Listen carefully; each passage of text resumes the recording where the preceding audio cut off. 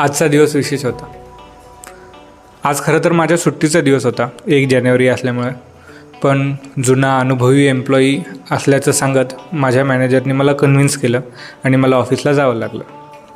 सकाळी तयारी केली, एक्सरसाइज वगैरे सगळं आवरून मनावर दगड ठेवून ऑफिसला निघालो. त्यात पावसाची रिपरिप चालू. जड पावलांनी स्टेशनच्या दिशेने चालत होतो. स्टेशनवर पोचल्यावर वाटलं की सुट्टीचा दिवस आहे, ट्रेनला गर्दी कमी असेल. पण मुंबईमध्ये माझ्यासारख्या अभाग्यांची कमतरता थोडीच आहे.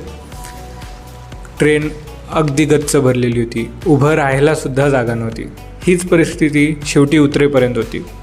कशी बशी जागा काढत उतरलो. ऑफिसला जाईपर्यंत पुन्हा पाऊस, पुन्हा चिखल, तेच वातावरण. ऑफिसच्या बाल्कनीत जाऊन सूर्य बघावं म्हटलं तर ढगांनी आकाश व्यापून घेतलं होतं. सूर्यकिरणाचा पत्ता नव्हता. दिवसभराचं माझं काम आटपलं. जसा वेळ मिळेल तसं व्लॉग एडिट करत बसलो आणि सगळं आवरून शेवटी निघालो. मध्ये एका कामानिमित्त दादरला उतरलो.